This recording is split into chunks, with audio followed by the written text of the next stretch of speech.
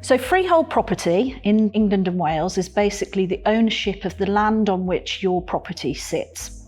So if you own freehold, you effectively own the soil, the foundations, and everything that's built above it. The difference between freehold and leasehold is that with a freehold property, someone is entitled to grant a lease out of it. That lease gives you an intermediate interest in the land, and it's a form of contract that effectively determines how you can reside at the property. It's a contract between the landlord, who is the freehold owner, and you as the person living there.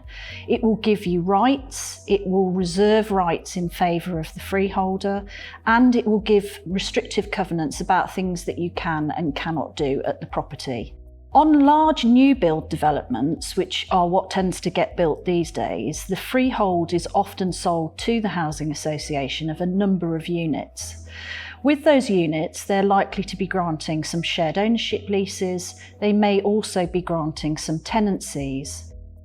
In addition to that, to add to the complications of these sites, if it is a house builder that has developed the site out and there might be 1,000, 2,000, 3,000 properties that they're building over a phased development, there may also be the involvement of a management company.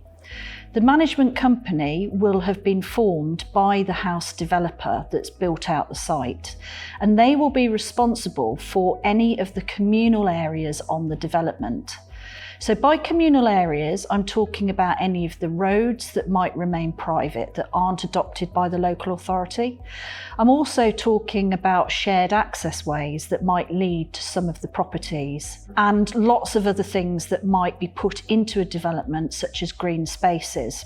That then leads on to there being a service charge, and the management company will charge a service charge for the services that they provide. It's likely to be a relatively small amount, because the more properties that there are, the more properties that are contributing, and therefore it keeps the costs down. The shared ownership leases will dictate what services are offered on occasion, but there will also be a more detailed budget breakdown showing what services the management company provide. What you will do as a shared owner is you will often have to pay management fees as part of your service charge, but you will still deal with the housing association as the freeholder for your property. So any inquiries, any issues with the management company or the services that they're providing, you'll still go through the housing association to rectify those.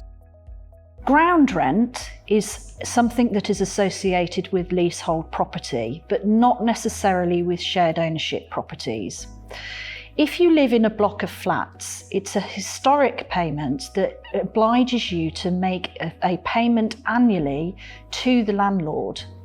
In essence, what it is compensation for the fact that the landlord, whilst they own the freehold property, is unable to do anything with the property that they own because all of you are living there in the block of flats. Gradually, over the years, the ground rent is likely to increase, albeit is now subject to restrictions following a recent act that's been brought in by the government to ensure that ground rents stay affordable. This is essentially to protect the mortgage lenders. It was something that they didn't like, because in the old days you could just have ground rents that were set at a certain amount, but then they could be increased incrementally every so many years, and that would cause issues for the mortgage lender. Therefore, it's likely that you will not have to pay a ground rent of any more than a maximum of £350 per annum. But as I say, with housing association properties, because this is an affordable product, the housing association rarely charges a ground rent to their shared owners. Instead, it is simply the rent that you are charged for the proportion of the property that you haven't yet purchased. And this is known as the specified rent.